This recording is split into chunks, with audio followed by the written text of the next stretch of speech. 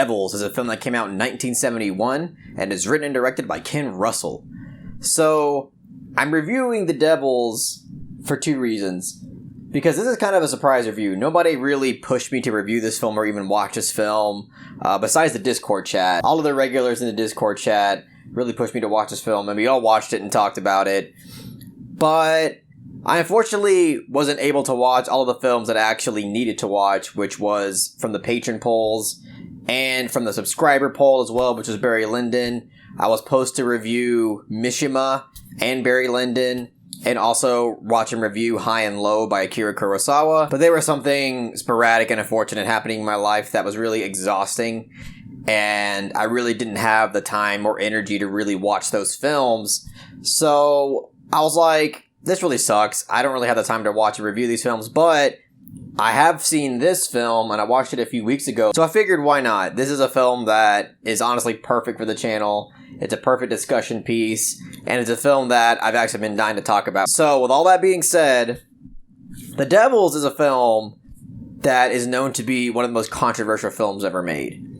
And what's also insane about that is that it came out in the same year as A Clockwork Orange, which is also known to be one of the most controversial films ever made. And they both came out in the UK. Some people think that this is the most controversial film ever made, which I don't think so, because you have films like A Serbian Film and Salo and even A Clockwork Orange. Arguably that film is more controversial because it actually inspired real-life murders. But either way, The Devils is a film that I was really excited to watch because I had heard so much about this film and just its overall content. I honestly didn't really know much about the overall quality of this film, which was a little bit concerning going into it because all I really heard about it was that it's just extremely shocking and provocative.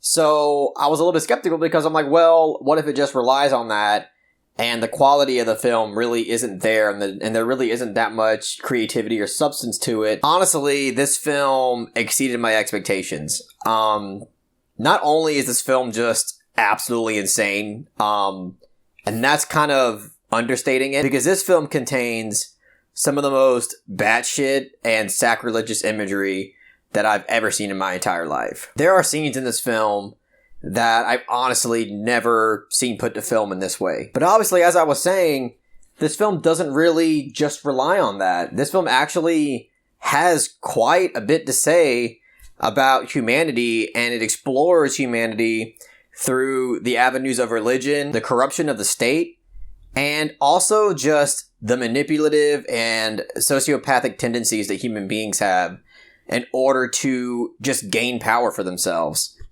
And obviously, this film just explores so much. I mean, it explores stuff about just mass hysteria and just the kind of psychological consequences and causes of something like that.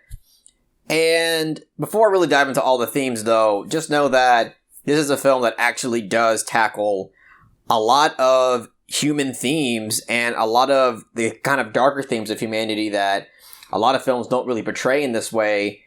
But as I said, it utilizes the avenues of religion and the power of church and state and corruption, and I just love the way this film explored that. And apparently this is a film that's based on a play that's based on actual events.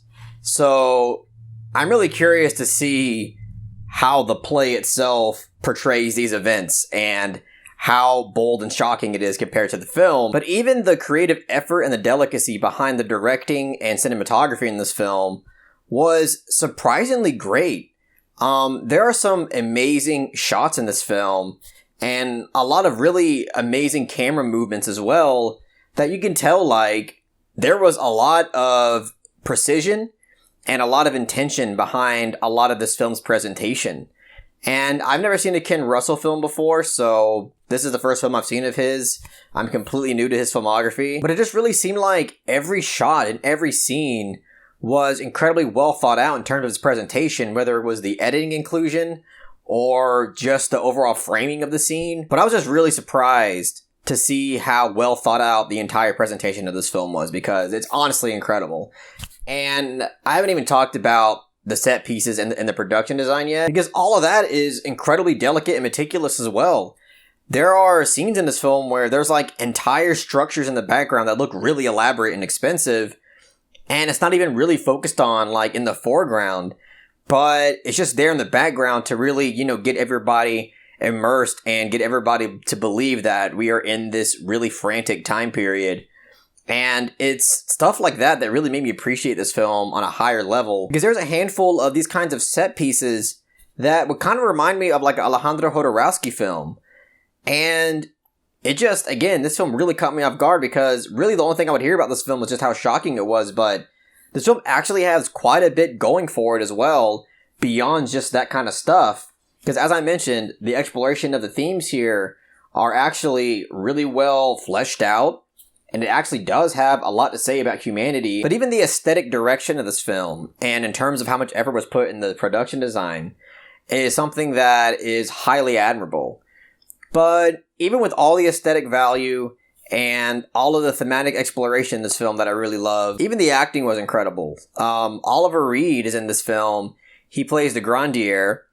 And first of all, his performance is really great, especially in the third act when he really has to convey some harsh emotions. I won't really spoil it or anything, but he really has to go there with his character and be incredibly convincing with his emotion, and I think he really knocked it out of the park. But his character is so interesting because he's a character that, like, he's just not a good guy. Like, he's somebody who's obviously kind of taken advantage of his position of power and just does a lot of heathenistic things with really no shame, and kind of screws people's lives over, again, with really no shame at all. But what happens to him in this third act, you really just can't help but feel for the guy. And you kind of respect him in a weird kind of way, because he's also somebody who is not going to back down from the truth, even though his life depends on it. And I thought that was a really interesting touch to his character, because a lot like Clockwork Orange, incidentally, even though I don't think he's nearly as bad as Alex DeLarge in A Clockwork Orange, honestly not even close, both of these films still manage to make you feel for the main character in a similar kind of way. And I like the way this film portrayed that, because his character also has a lot to say about not only conviction, but, having some sort of value, and also kind of goes down deep with martyrdom as well, and kind of has this allegorical Jesus thing to him as well, which was really interesting, because his character, I would not consider to be Christ-like, but just the overall attitude, dedication, and the thematic relevance of martyrdom, it's kind of hard not to really connect those two things together. But yeah, his performance was amazing in this film. And then you also have Vanessa Redgrave, I think is how you say it. She plays the main nun, and she was also incredible in this film. She has to really portray some outlandish emotions of, again, like, there's this whole aspect of the film that has to do with nuns that have just this severe repressed sexuality. And again, I love the thematic exploration of that, because it just shows you where you have these really strict religious beliefs that restrict essentially normal human behavior. It can cause some serious psychological harm and can even exacerbate the issue even further than what it was originally supposed to be. And I forgot to mention that I watched the uncut version, and there's this one big scene that happens in the third act of this film where I really don't want to spoil it. The only thing I'll say is that it's a scene where the repressed nuns kind of just are let loose, and they kind of just run wild in a sacred place.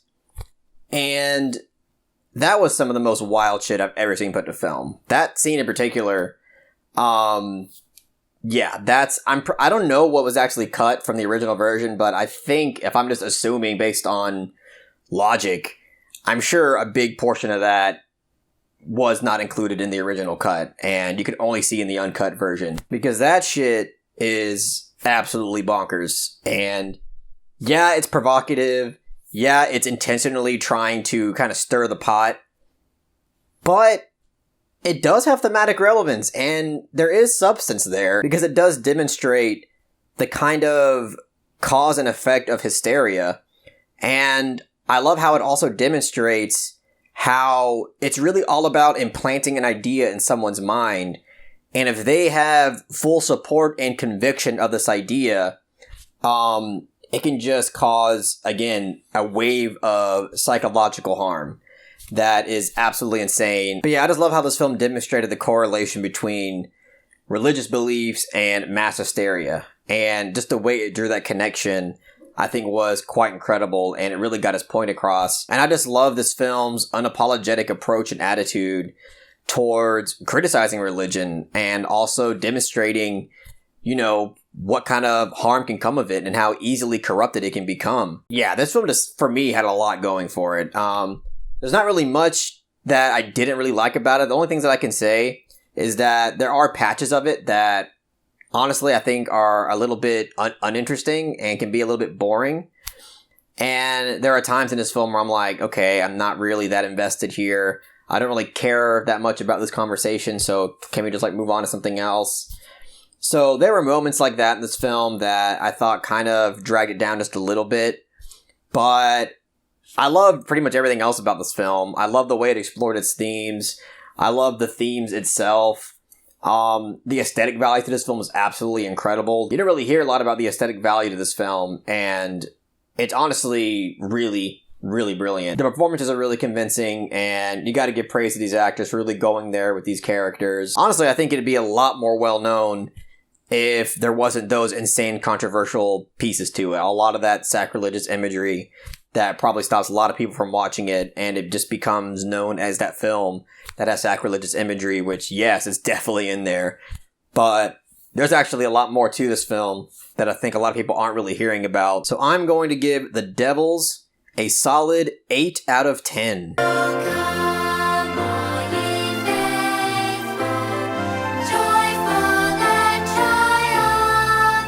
Even though I talked quite a bit about it during this review, I still really haven't even scratched the surface. Like, this is a film that you really have to experience for yourself in order to really take in what this film is going for. And, yeah, this film has a lot to offer. So, if you can take this kind of content, I'm telling you, you gotta watch this film, you gotta check it out, because it's one of the wildest films I've ever seen, while also being really thought-provoking and substantive with its approach. So anyways, this is what I gotta say about The Devils. If you really enjoyed what I had to say, please give it a thumbs up and share it amongst your friends. And don't forget to subscribe to the channel to be updated on more film-related content.